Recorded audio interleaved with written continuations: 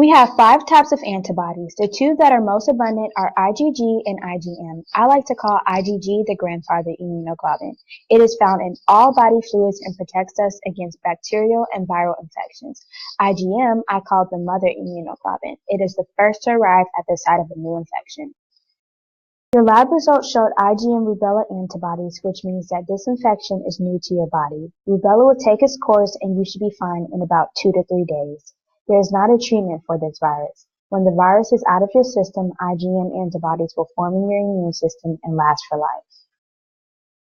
Humans are the only known reservoir for the rubella virus. The virus multiplies in cells of the respiratory tract, extends to local lymph nodes, and undergoes viremic spread to target organs.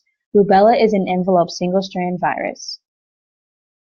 My husband and I were thinking of having another child. Would rubella affect my pregnancy? Well, we will need to check your immunity after the virus goes away. Unfortunately, the most severe symptoms and effects of rubella are the worst for a fetus. How does it affect a fetus? When rubella is contracted during the pregnancy, it's known as congenital rubella syndrome.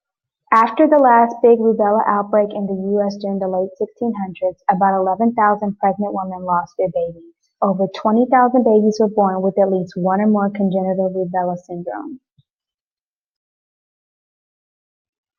The virus can cross over the placenta and have mutation-causing properties that affect the fetus.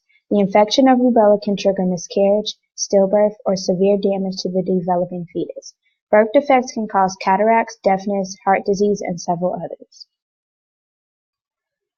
The most severe damage is during the first 20 weeks of her pregnancy.